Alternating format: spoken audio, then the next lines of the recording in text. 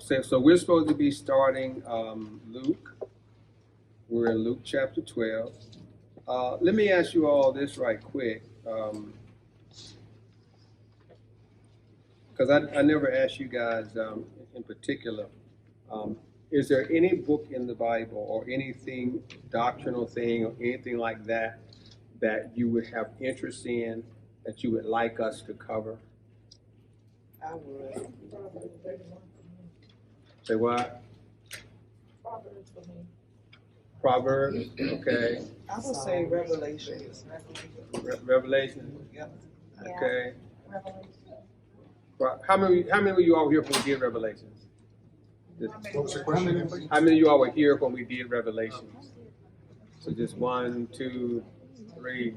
Okay, I guess. And how many of y'all remember what we did in Revelation? Some of it? Okay. How many of you were here when we did Proverbs? Because I've done Proverbs as well. Oh, you just want to do it again? I mean, I don't have a problem doing it again. You always find something new when you're doing anything because we don't cover every single thing, anyway. Okay. Come on in. How you doing? Okay. All right. Well, and thank you all for coming out tonight. It's a nice crowd. I sure appreciate y'all being here. So that means the last 2 Sunday sermons must have kind of kicked in a little bit. I see we have, more present than we normally have. We're in Luke chapter 12. Okay, Luke chapter 12. And for those who may not have normally been coming with us on Bible study night, if this is your first night, really appreciate you being here. It's a blessing to have you here tonight. We are studying parables. For those of you who may not have been with us, we're studying the parables. What we have been doing was going through all the parables that Jesus laid out, as doing his span of teaching. And the reason for the parables was simple, is that Jesus would use parables to help address complex ideas and simplify them so that people would know how to apply them in their everyday life. And that's what's so good about parables, because it gives us a glimpse of not only what the people thought back then, but how we can use them in our everyday life as well. What I like about parables is that all the parables were always tied to practical things, and they were addressed to the people in their own everyday, lifestyle. And so when you study a parable, it also gives you an appreciation for how they felt back 2,000 years ago, because you're seeing the things that they did and how they did things and what made sense to them as well. And to me, that kind of helps you understand more than what you would normally understand how the Bible and why it lays things out the way it lays things out, okay? So right now we're in chapter 12, and the parable that we are looking at is the rich fool, okay? And that's in Luke 12, and it starts at verse 13, okay? And here's what it says. And one of the company said unto him, Master, speak to my brother, that he divide the inheritance with me. And he said unto him, Man, who made me a judge or a divider over you? And he said unto him, Take heed, and beware of covetousness, for a man's life consisteth not in the abundance of the things which he possesseth. And he spake a parable unto them, saying, The ground of a certain rich man brought forth plentifully. And he thought within himself, saying, What shall I do, because I have no room where to bestow my fruits? And he said, This will I do.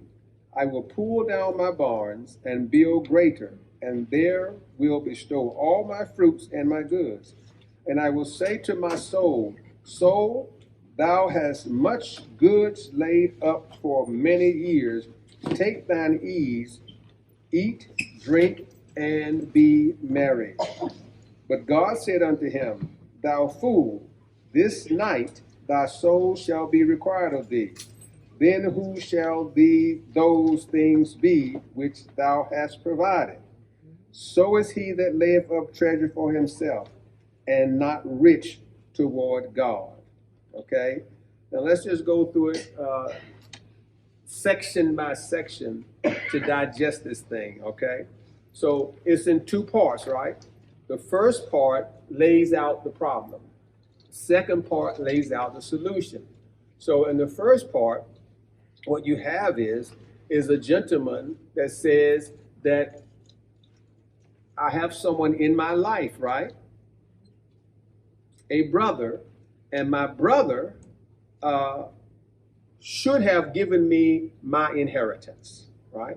So it would appear that there's a younger brother complaining about an elder brother, saying my brother should have gave me my inheritance. And so now he's saying, what, Lord, I want you to go talk to him on my behalf, okay? Go talk to him on my behalf. And Jesus' response to him is that first thing, his first response is, who made me a judge or a divider over you? Now, that right there gives us a reason to pause. Because normally, wouldn't you think that Jesus would be a judge over that situation? So the question then becomes this, why would he say to him, why would I judge this situation? Why would I judge it in the first place? Okay, what would make you think that I would tell you how to divide up what your father left for you? Now, let me give, this ain't a parable, this is a real thing here, okay? what I'm getting ready to throw out at you. This exact example, this exact problem is exactly what most people do when they come for counseling to their pastor. Okay? The pastor to be the judge. Right. They want the pastor to be the judge and the divider. Okay? Now, when you think about why people come to the pastor, they come to the pastor because this person ain't treating them right. Right? And what they want you to do is to agree with them that that person ain't treating you right. Because isn't that what he's really saying to Jesus? I think I deserve this amount. I need you to go tell my brother that I deserve this amount. I want you to agree with me. Okay? So one good lesson in that is this. Because for those of you who haven't come to me for counseling, here's what you know. I do just what Jesus did. Order my stuff. Number one is this. My job is not to agree with you when you come for counseling. That's not my function. My function is not to agree with you. If you recall, I often tell people this. Do you want to be right or do you want to be happy? But you're not going to be both at the same time. Okay? So that's the question you have to ask yourself. Do I want to be right or do I want to be happy?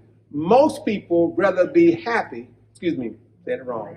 Most people rather be right and be miserable. Okay? And get mad when you tell them they are not right. Now, how, and when you get to the end of this parable, you'll see where I'm coming from. How much sense does that make to worry about being right and still be miserable? It doesn't make sense. It doesn't make sense. That's why I don't counsel you that way. Because it doesn't make, look at all these folks coming in here. Now, I'm going to tell you something. But anyway, I'll tell you, I'm just honest God truth. I was on my treadmill last night at 10:55. 10:55. Because I was just, you ever have nervous energy? Mm-hmm. So I had nervous energy, and it was, getting late. And I said, I'm going to have to either go outside and start yelling, or I might do something to get rid of this energy. So I got on the treadmill because it's cold outside. So I won't run at 12 o'clock at night. It's cold outside. Plus, my neighbor got 2 pit bulls that they let go at night, to roam the, countryside. And that's another reason why I won't go outside and run at 10 o'clock at night. Anyway, I was on the treadmill, and I said to the Lord, I said, Lord, you got to show me a sign. And y'all are here.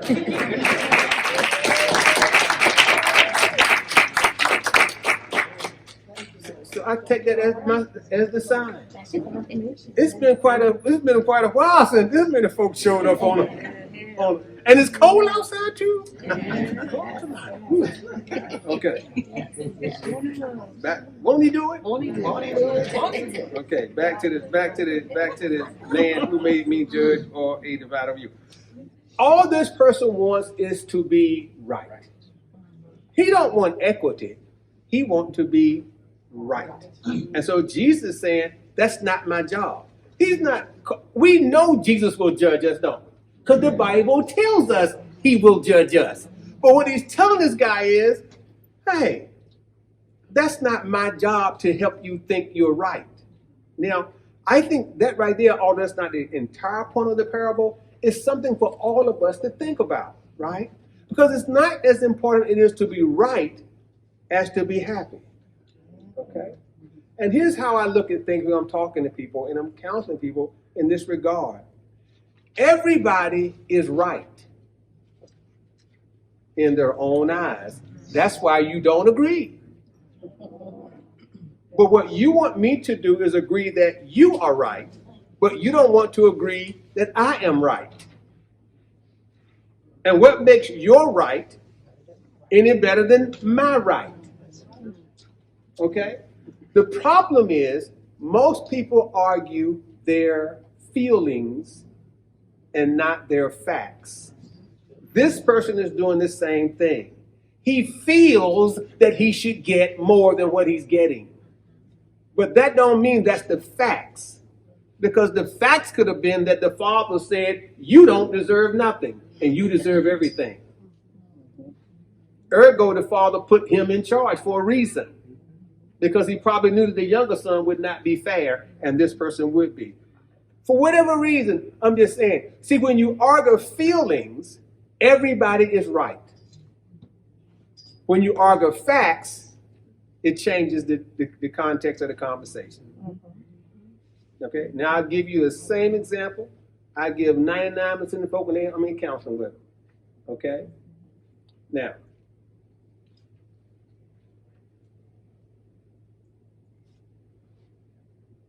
how do you know if it's cold if the woman is 58 years old?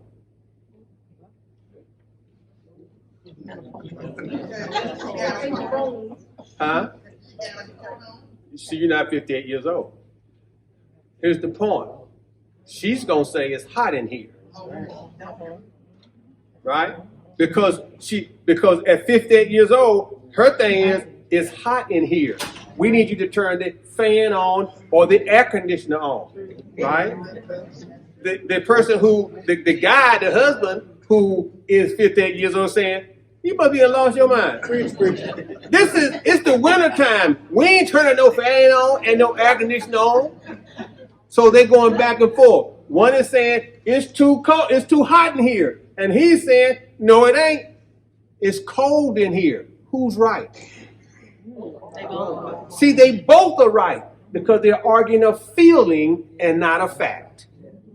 Now, if somebody said it's 72 degrees in here, now we can look at the thermometer and look at it. Oh, it is 72 degrees. See, now it's a fact. We can't argue that one because it's a fact. Right.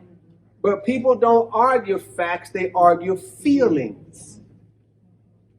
See, when you don't mind not being right, you deal with the fact and not the feeling. So when a person says, hey, it is too hot in here, you can say, what temperature do you want it to be? I ain't tell you wrong. Right. All I'm saying is, what temperature do you want it to be? Now, they're going to give you first a glazed over look because they don't know what temperature they want it to be. Then when they think about it, what's the average temperature you want your thermostat on in the wintertime? 73. Yeah. There you go. 73. 73 is where most people put their temperature at in the wintertime.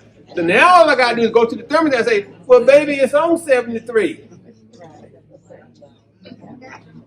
So it ain't just too hot in here. It's that you need to turn your Turn your own thermostat down. Because it's 73 degrees in here. So just going outside and then come back in. You'll be all right. But see, at that point, if I'm arguing with you saying, it ain't too hot in here. Feeling, you follow? Okay. So that's why Jesus said, listen, my job is not to tell you who's right and who's wrong. That's not my job. He says, because what you're arguing don't make sense anyway. Okay? It sounds like you're taking sides, and you don't want to take sides. Well, what good does it do? Right? Because again, he's telling him is, you're asking me something that is not profitable to you anyway. What you're worried about is not profitable to you. Okay? Now, I just threw that one in because it was a lesson that I thought needed to be shared. Okay? So Jesus says what? Take heed, beware of covetousness, for a man's life consists not in the abundance of the things which he possesses. We'll stay here just for a second. Right? Take heed, beware of covetousness. What is covetousness? Greed. Greed. When you want what somebody else had. More than greed, right? More than greed, but when you want what somebody else has. And he says, beware of that. Beware of that. Now, again, that's something that most of us say, but don't necessarily deal with. So that's not the total lesson, but it's enough that I need to stay here for a little bit, okay? And I'm saying it because this. When you want what somebody else has, it presumes you know what it takes to keep what they got. And you don't. Nor do you know what it took to get what they got. Okay? And the bottom line is, just because they got it don't mean they're happy with it. That's right. That's what I'm saying. See, because you can want a whole lot of stuff till you get it. And then realize once you get it, it doesn't make you happy. Right? You can want a big house because your friend got a big house until you start cleaning the house. Until you start paying the mortgage on the house. You can want somebody else's spouse until you get them. Lord. And then once you get them, you realize why the other person was smiling when you took them.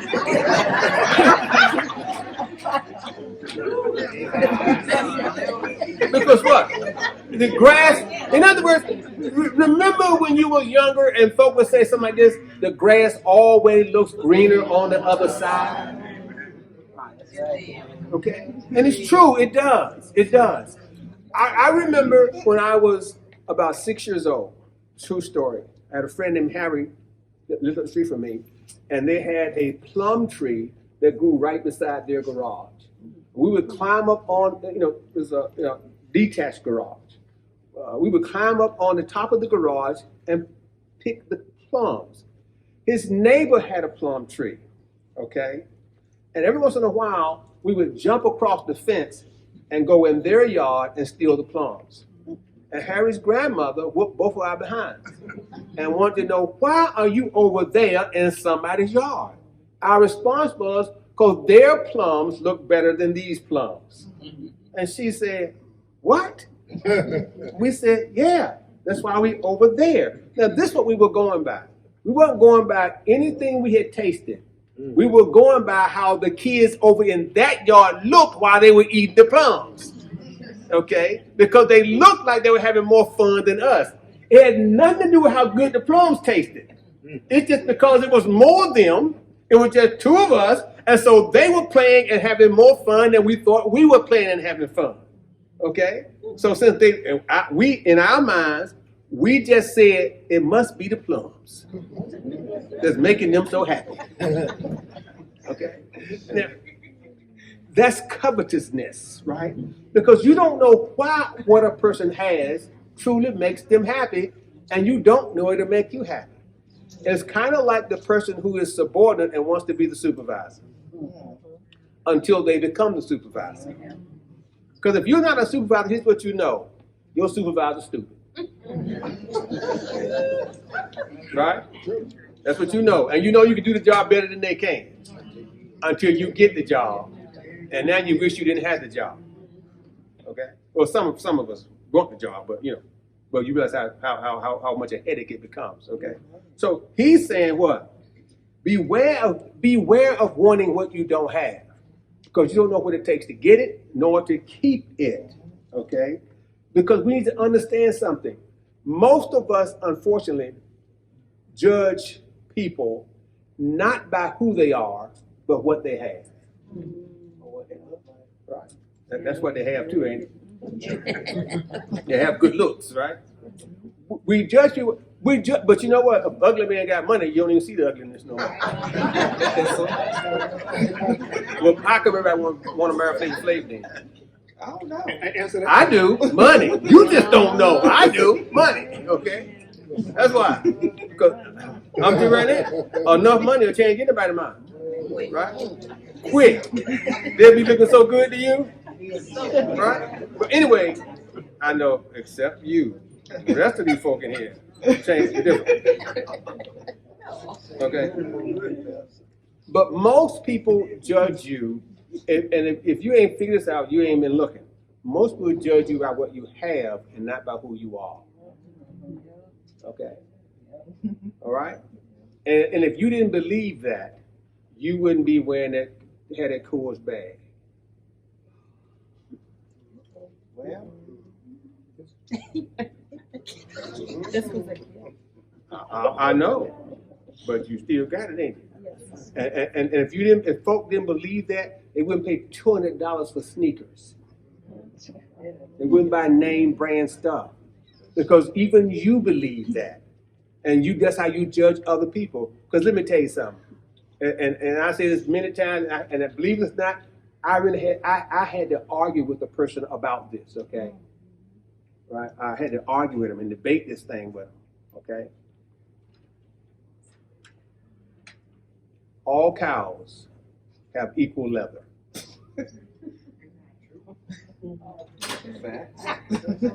All cows have equal leather. Okay? It doesn't matter what somebody stamp on it. It came from the cow. Okay? So I don't care who put their name on it, it came from the same cow. Okay, give you another classic example, right? You all call it Clorox when it's really bleach. Right? All bleach is made up of the same chemical makeup. But what you all do is buy the Clorox. Give you another one. All gasoline come out the same ground made from oil, and if it's a 93 octane, it's a 93 octane. But some of y'all think this, my car operates better. Because your car can read. Your car look up and say, look, I can't run off 7-Eleven gas. You better go over here and give me some Exxon. It all come out the ground. Here's the kicker. That same truck that drove to Exxon and put gas in theirs, left Exxon and went to 7-Eleven and gave them some gas too. Right? But see, we don't judge people by what? We judge by what they have, okay? That's why people drive different types of cars. That's why people want to live in different neighborhoods. But Jesus is saying, why? He said, listen, you're more than that.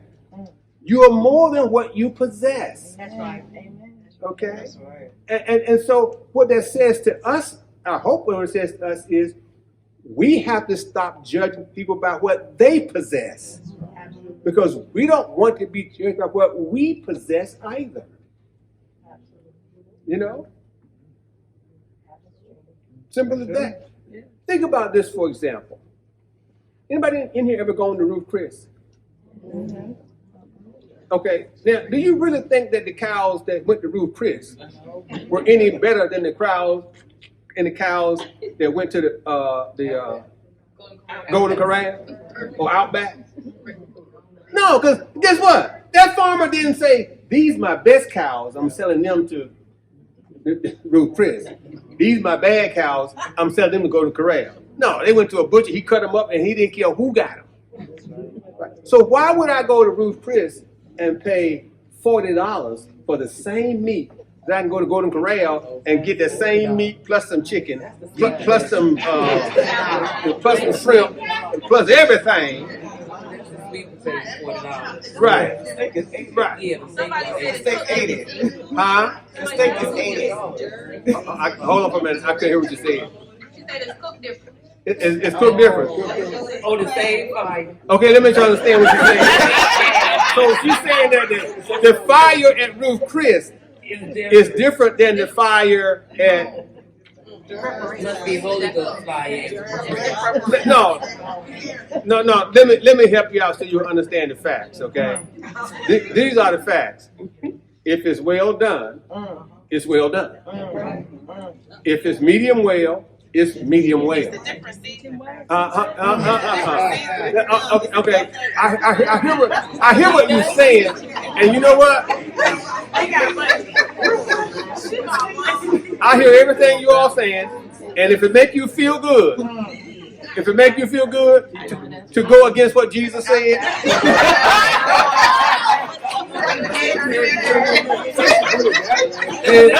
then you go ahead.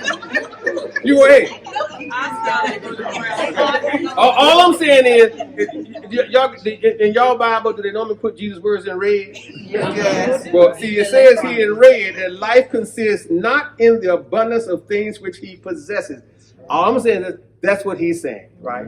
And you know what? And I know what y'all saying, that the cook at Ruth Chris is better than the cook. You don't know what they got back there doing. He could have dropped your steak on the floor, and you think he threw it away? No, he picked it right on up. Rinse it off. No, he didn't rinse it off. Put it back on the floor. And then you probably said, "Well, that sure do taste good." That's that Torah. That the Torah tastes so good. Okay, all right. But do you understand the gist of what Jesus is talking about? Yes. His point is this: is that you should not judge based on a possession, and you should not let people judge you based on possession. You should not feel bad because you don't have what they have. And see, you think about how many children have died because they didn't understand this text. Look how many young boys have killed somebody over some shoes. Or a necklace, right?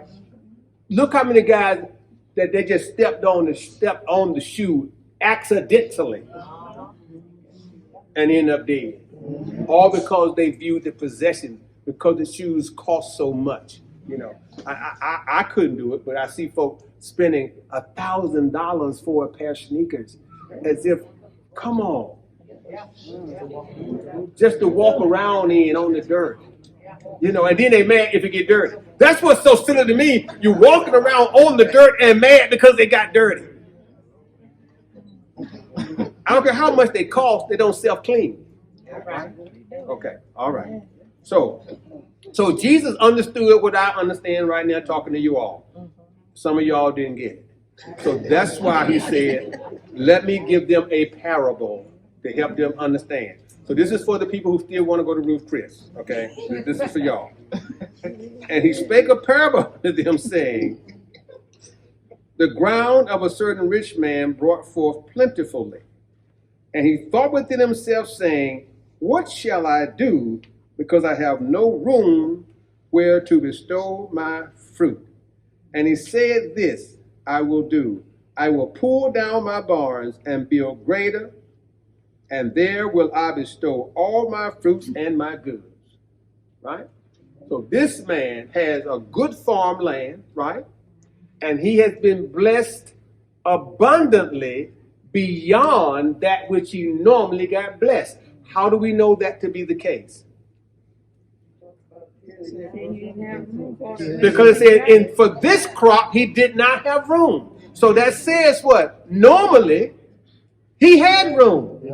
But this time, God blessed him greater.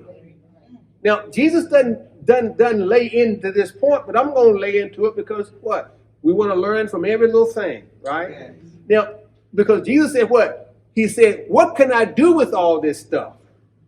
And this man was a selfish man. Because he says what? I will tear down my old barns and I will build a bigger barn. A new and bigger barn. Now, isn't it evident that the old barn was sufficient for enough to keep him until he got some more? Yeah. Right? So if God gave him more than what he needed, why do you think God probably gave it to him? To help somebody else. Right? To help somebody else. Because that's what we are told to do. Right? To whom much is given, much is required. Right? So that means that the more I get shouldn't be the more I hold on to, but the more I get should be the more I share.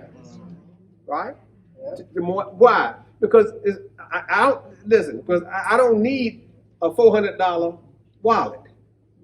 I can go ahead and get one from Walmart, and then go ahead and tithe, and right, and I can put some money in the benevolent fund, and I can buy a chicken sandwich for that guy that's on the corner that say he needs some, he hungry, drop it off and everything else, right? Okay, because I don't need the what's the what? Gucci, you're right, Gucci. I don't need a Gucci bag. Yeah. Now I'll just say this so you know I mean what I say. Right? I was in Jacksonville, Florida with my wife. And we went to a mall and had a Gucci outlet. Okay. And it unlocked the door to get you in. I guess somebody must have been doing some smash and grab, because you had to go there and then unlock the door to get you in, right? And everybody can't go at one time. Can't bring your sodas in there, none of that kind of stuff. So we go in there, and I noticed there are no price tags on the bags. Nope. Well, see, I shop at Walmart, so I don't understand these things. So I happened to ask the lady, how much is this bag right here, And she said, about $475. It's a little purse like that right there. And so I started laughing, right? And she looked at me like I'm stupid. Because I think she playing with me. She said, oh, no, that's pretty. I said, what? Why the door locked? Yes, sir. Come on, let's get out of here. Come on, what are you doing? You brought me in here and we ain't gonna buy nothing?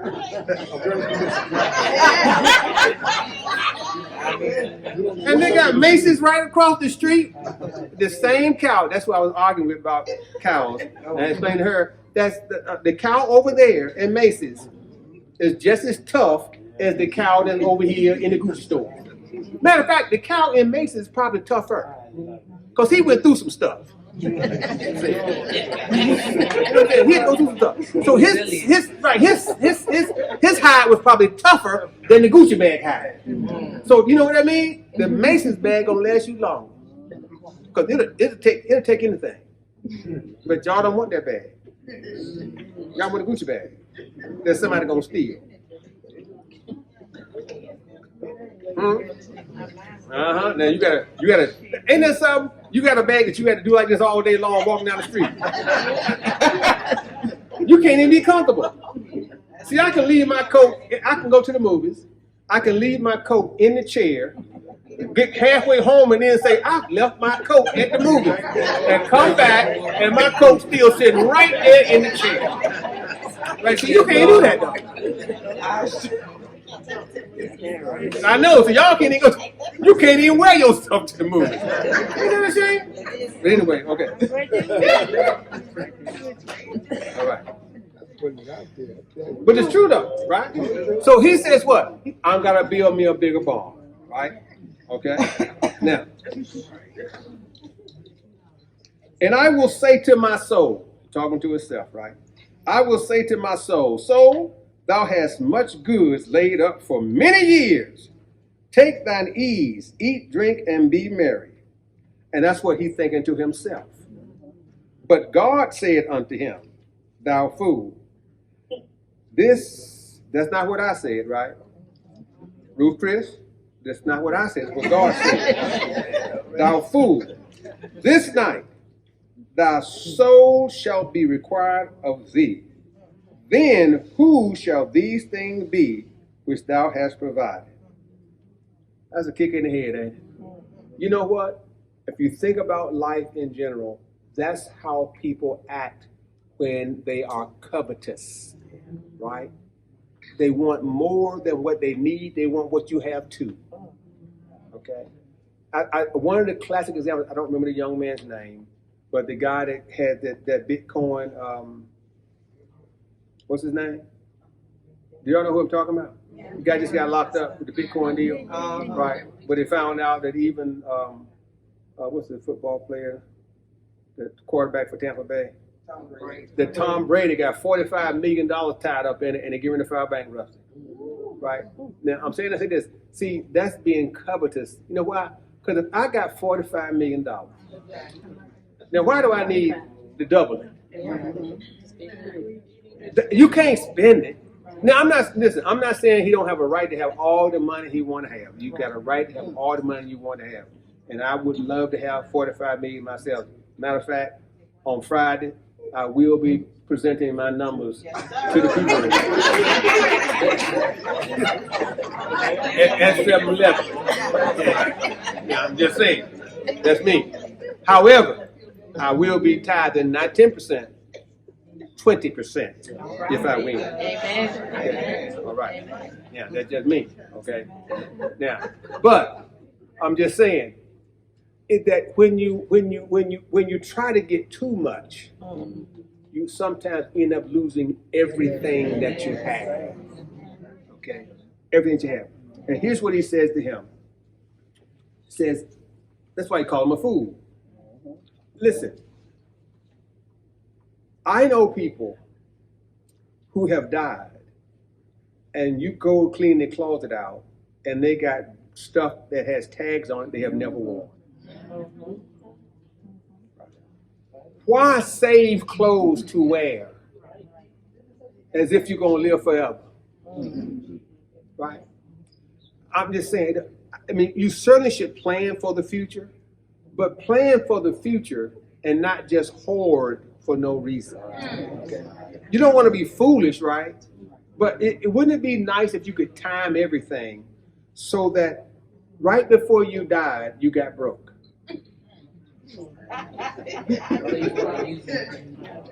Right. That you time it so you spent your money, and then when you got down to nothing, then you had a heart attack. Boom, right there. Then you enjoyed everything. Because otherwise you have wasted saving it.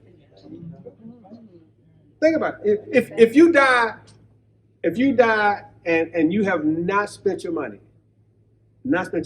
Somebody.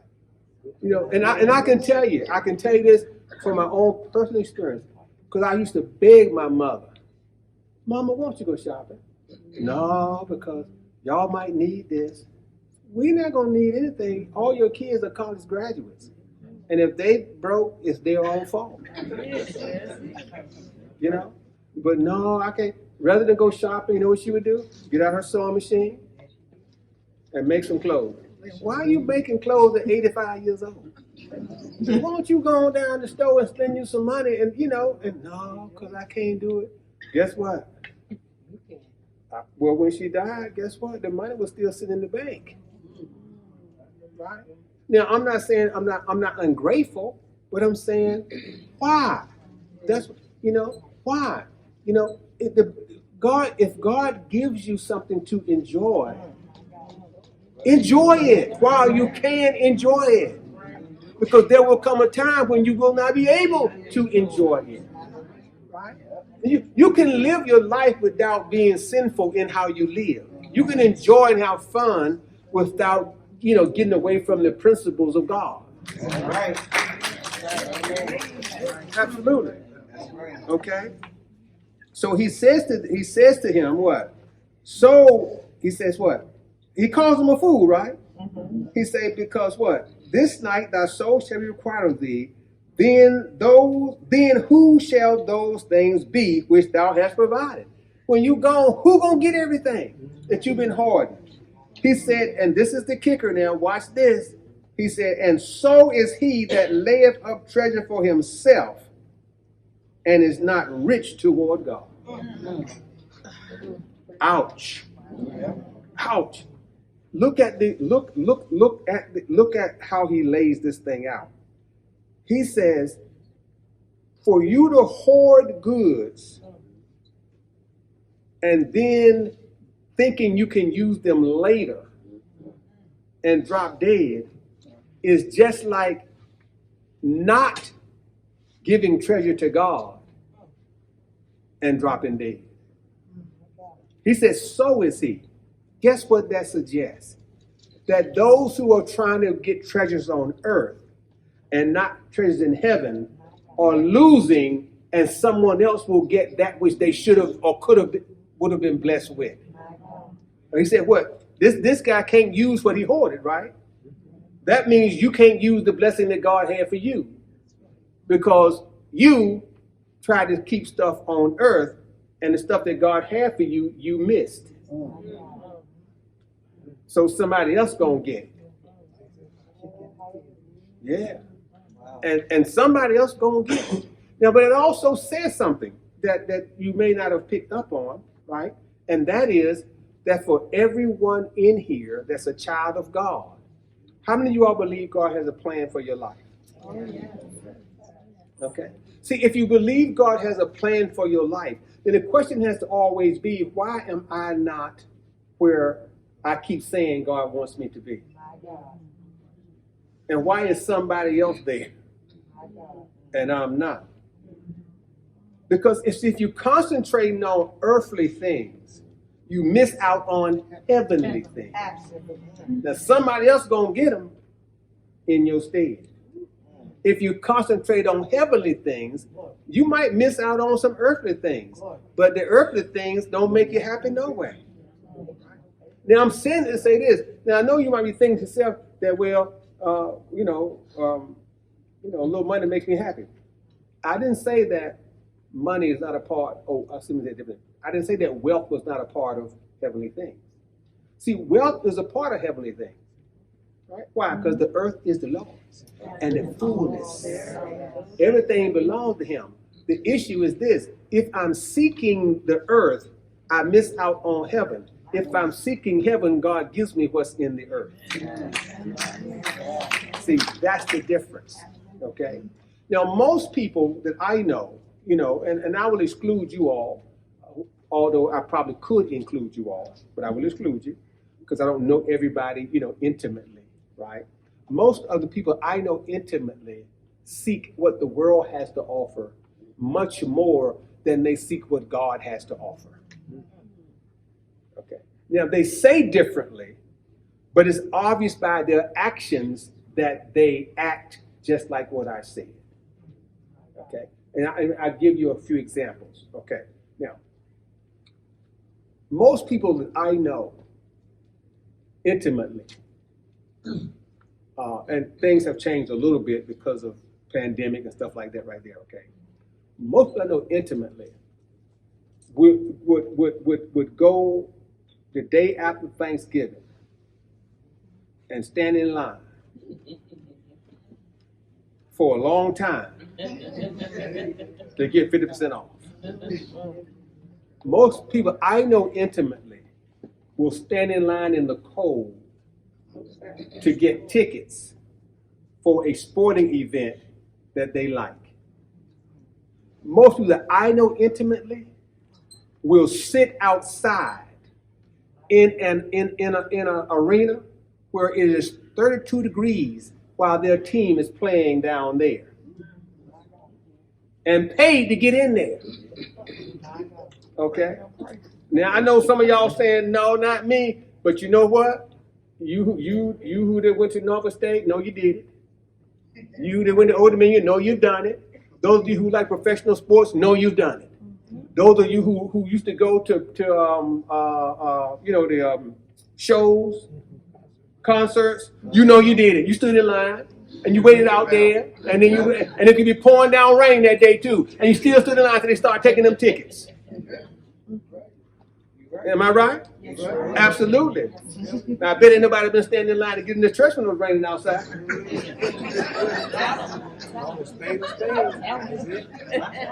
And I bet if it ain't no air conditioning in the summertime and it's 99 degrees in here, I bet nobody be standing in line to get up in here either. And I bet if it ain't no heat and it's 30 degrees in here, ain't nobody gonna be getting up in here. And I tell you right now, if during the pandemic, if I had said we having church outside,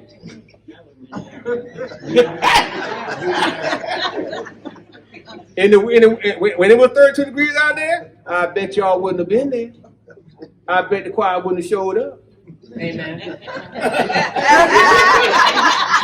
Let me say what? This weather bad for my throat. This weather bad for my throat. Pastor, I can't. Put the CD in. Put the CD in. I bet the ushers wouldn't have been out there. You know what they be saying? But we know ushers because This sit anywhere. Ain't but 3 people that's right. It's a drill admission Sunday, right? So I mean, when you really put it in perspective, right? We like to say that we are seeking heaven more than earth, but it's not true. We're seeking earth more than heaven. We are, and we have trained our children to think the same way. Okay, I've never heard a parent spank a child because they didn't do well in Sunday school. Never heard a parent say, I had to whoop that little joker behind. Why? He came home and I said, can you give me one Bible verse? He couldn't give me one Bible verse, so I had to whoop him behind. I've never heard that.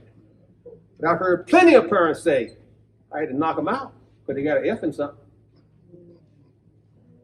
So we didn't even teach, we're not even teaching our children what? Seek ye heavenly things first. Because if we did, it would change the whole scape of things. Right? But in order for us to teach them, it has to be something what? That you really believe in your own heart. That I need to really be seeking heavenly things first. Because if you do that, it just changes the whole dynamic. I can tell you. And I hope you all know it anyway. But remember what I said up front, right? I said I'm excluding you guys. Why? Because I know you all personally. You know, I'm saying my people I know, my friends. But if the shoe fit, go ahead, put it on your feet and wear it a little while, okay? Okay, all right. Any questions? Any questions about that? No? No, sir. Okay, everybody good? Yes, sir. Is anybody gonna change? Yes, sir. Yes. Work on it. We're gonna work on it, because that's the key right there, ain't it? Is anybody gonna change? All right, okay, good. All right, so the next parable, and we got 10 minutes, I'm gonna go ahead and start the next parable. The next parable is in chapter 13, so just go one more jump. One more jump.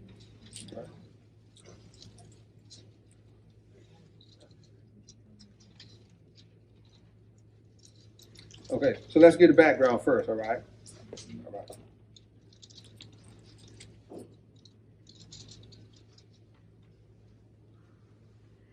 Okay, so Jesus is teaching, okay? He's teaching. And one thing about parables, they're always preceded by what? A teaching. And then the parable is to what? Kind of give the practical application of the teaching. Okay? So we'll start at verse 1, even though the parable actually starts at verse 6.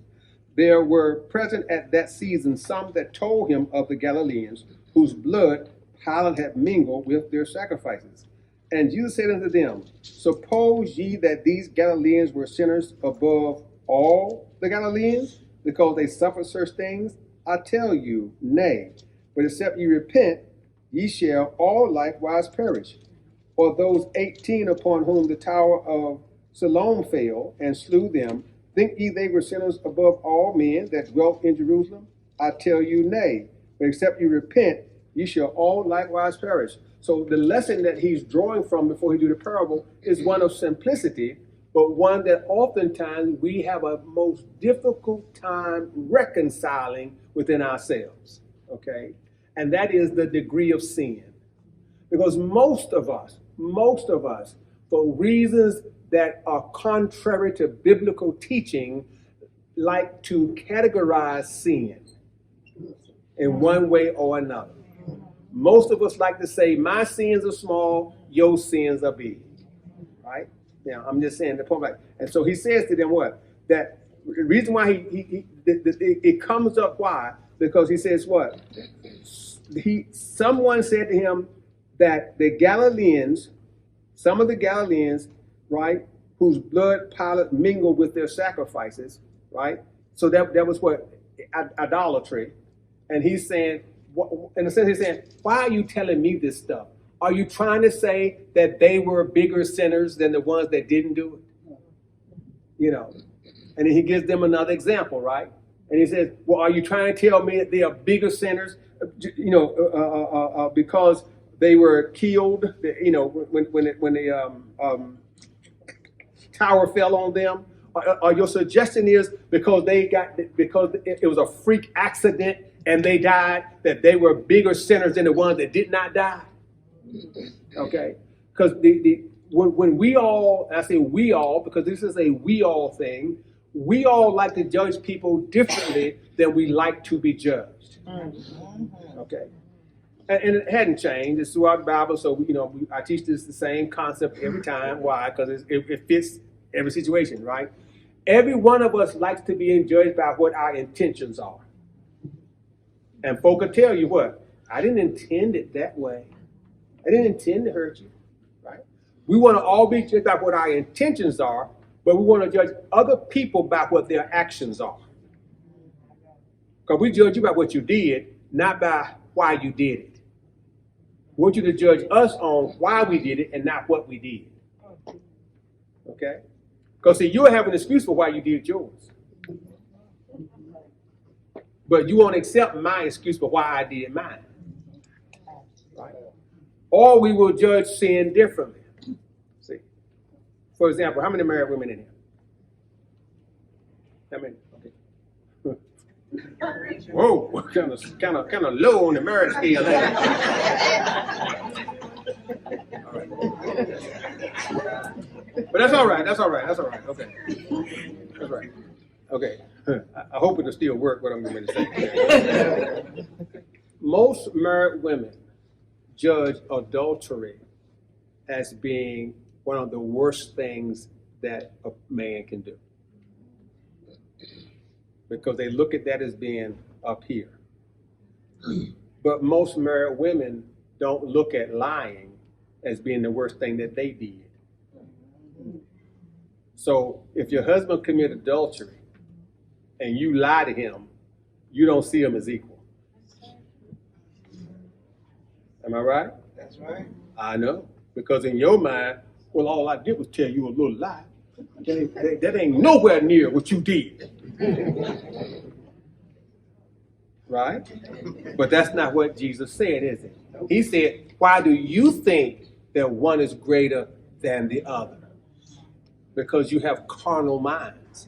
And because you are judging by the action and not by the intent. Because the man didn't intend to do it. It was an accident.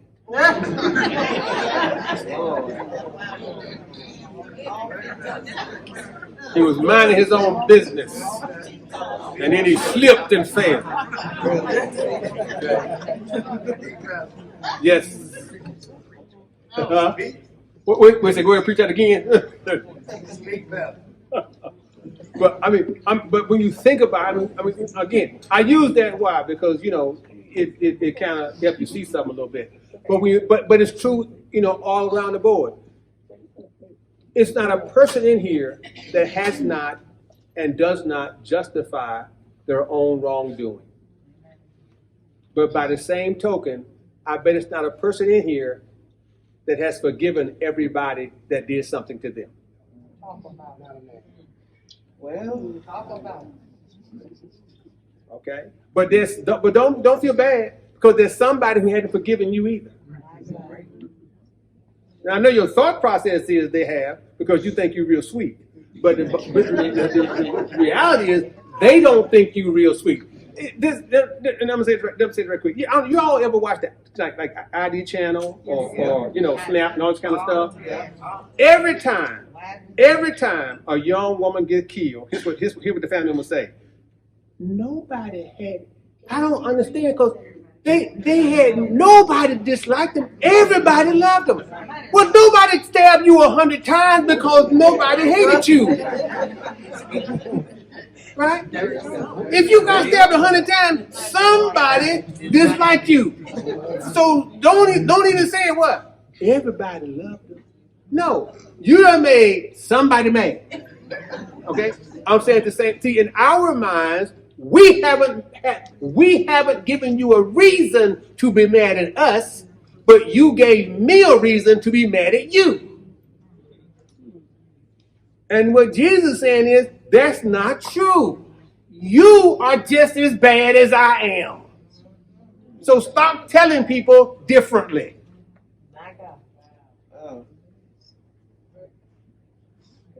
Just say what? It's just you and me, and we just disagree. Absolutely. That's all it is. That's it. Because we both are equally in this thing, and we have equal badness, or we have equal goodness, or we have equal forgiveness. But we are equal. And that's what he says. Now, the parable coming up next week, so we can get the digesting of it, all right? Okay. Any questions? No? All right, so we're going to start right there on next week at Luke 13. And that's the last parable, okay? So, okay, let's see. Raise your hand if it's Revelations, because we had two things, Proverbs and Revelations. Okay, so that's Revelations 1, 2, 3, 4, 5, 6, 7, 8, 9, 10, 11, 12, 13. Okay, raise your hand if it's Proverbs. Oh, it's Revelations then.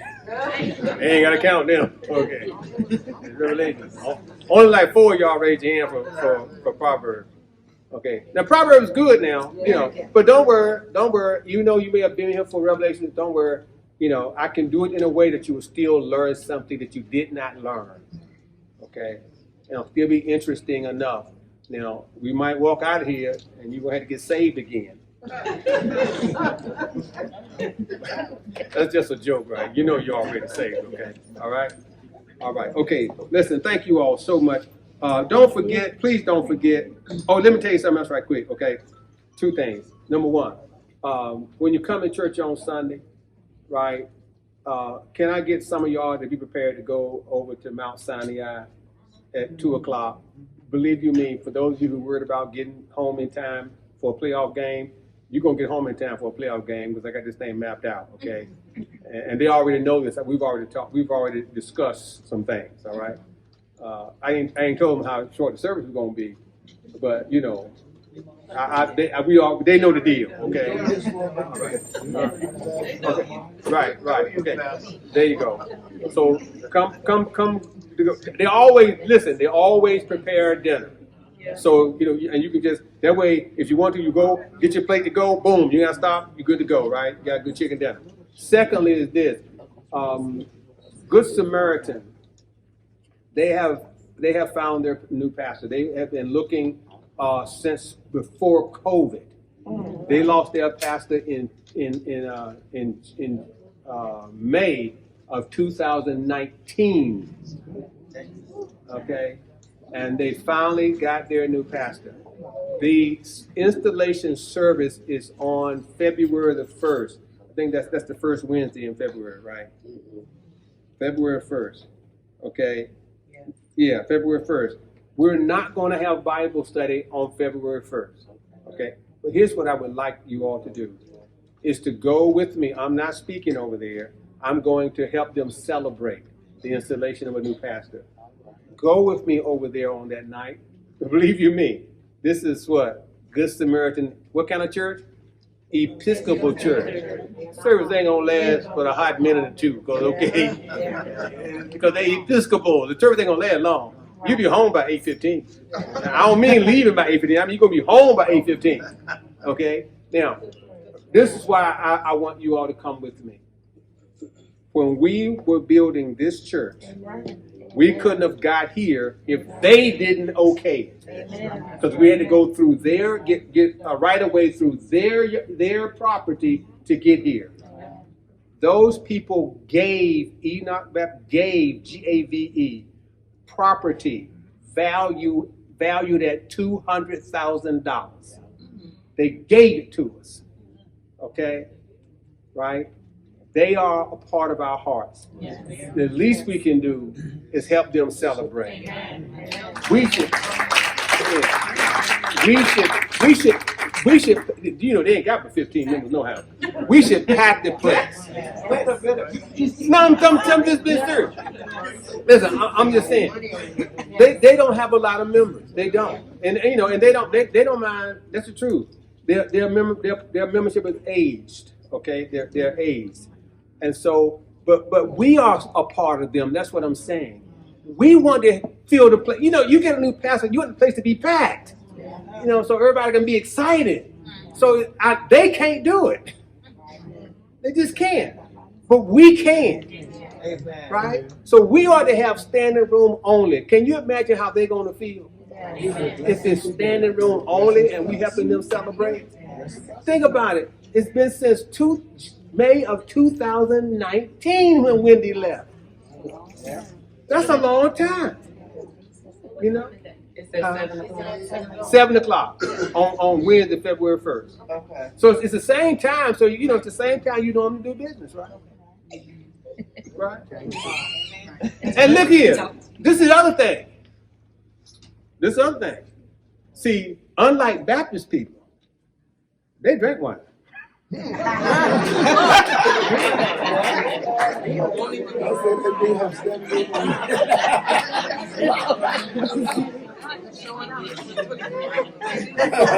Just thought I'd throw it out there. Well, I mean, but see, we drink wine in back of the room. We hide our wine. They don't hide it. They don't hide it. They boom right on the table. I don't think. Is that thing still playing? Yeah. Yes. Mike on Facebook. I'm getting ready to close. Okay, well, go ahead then. Go ahead. Put your finger up.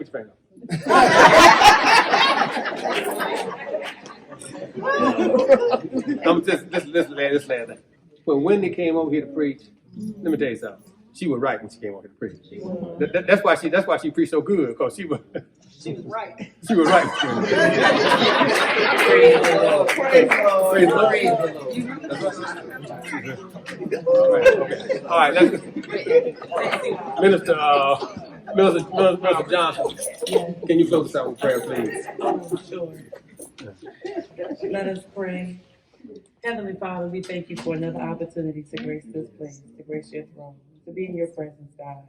We are thankful for the learning that you give each and every opportunity, God, to help us grow, to help us be better and do better.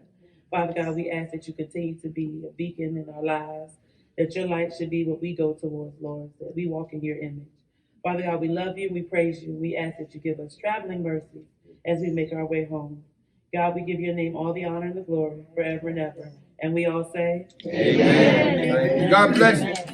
See you Sunday morning.